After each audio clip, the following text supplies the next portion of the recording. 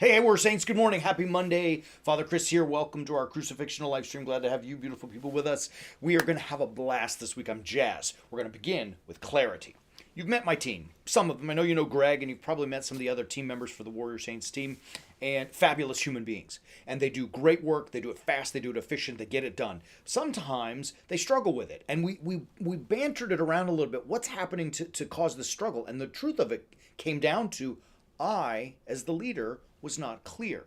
I didn't set clear expectations or guidelines, clear goals, delineate, perfect lane lines for each of us to do what we do in our ministry.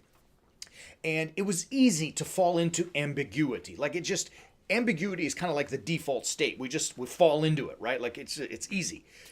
Once they said that to me, like, hey, Padre, you got to get clear for us. Tell us exactly what you need, what you're looking for, and all this kind of stuff. Things opened up right away. The clarity of our mission, the clarity of our work just exploded because clarity, it gave them confidence. I know that when I have clear expectations and a clear plan to follow, it's freeing because I know what needs to be done. And in that freedom, I also feel like jazzed up. I feel, like, oh my gosh, I know what to do. I'm going to go get some. Hey, and I'm good at this part and I'm good at that part. I may need to work here a little. I may need to work there a little, but I'm going to get some. And it just dawned on me that, you know what? Clarity really is king. I have been doing some studies on clarity, which we'll talk about in just a moment. But before that, I want it to be really clear for us that God also is expecting us to be clearly focused on Him and His commandments. The second epistle to the Corinthians, beloved Apostle Paul, the great saint in chapter 4 says the following. And he's talking about the context, he's talking about non-believers.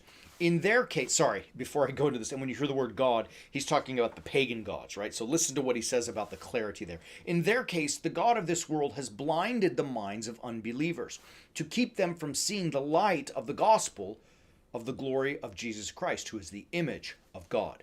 2 Corinthians 4. We're so lost, and St. Paul's saying that we're so lost in the ambiguity with all these deities that are out there, we've not looked and seen clearly the glory of the gospel of Jesus Christ. We've got to have clarity and focus on the gospel itself. This is his commandment, his exhortation to his Corinthian community. And I think it's powerful for us, warrior saints, as we're striving to really, in a chaotic world, to dedicate, rededicate, to commit, to allow ourselves to be completely and totally on board with God. We have to be clear about that. We have to find that clarity in our own lives, the clarity of our own personal missions. What are we doing with our lives? Where are we going? If you don't take control of and delineate clearly where you're going, what you want to do, you're going to default into ambiguity. It's just the natural course of things because ambiguity is easy. Doing the hard work to clarify and get a direction and a focus, it's work. It's upfront work, but it helps open everything else all the way down the path. There's a great story from Johnson and Johnson. Is it Johnson and Johnson's that did the Tylenol? They're the ones that did Tylenol, and their mission statement is clear, man. And in the order of their mission statement, which is written in stone in their corporate headquarters, it says that the public, the people who use their medications, are first, and that shareholders are last, not the other way around.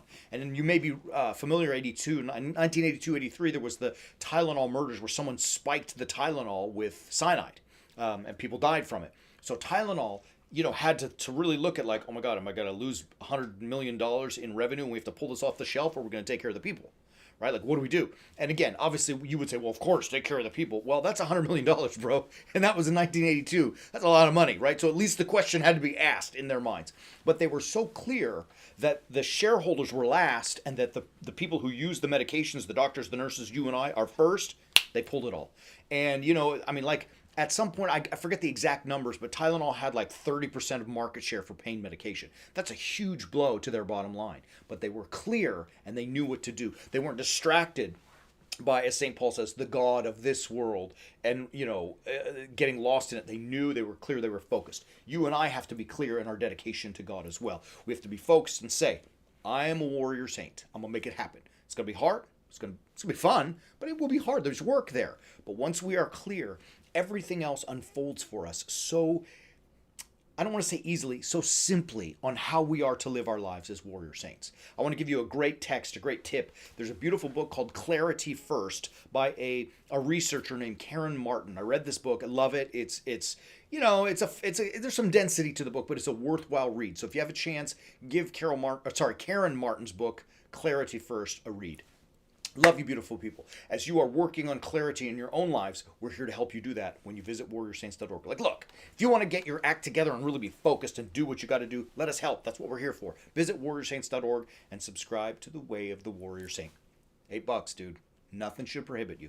Love you, beautiful people. We will be back tomorrow to talk about our mindsets. Until then, as always, keep walking on the way of the Warrior Saint.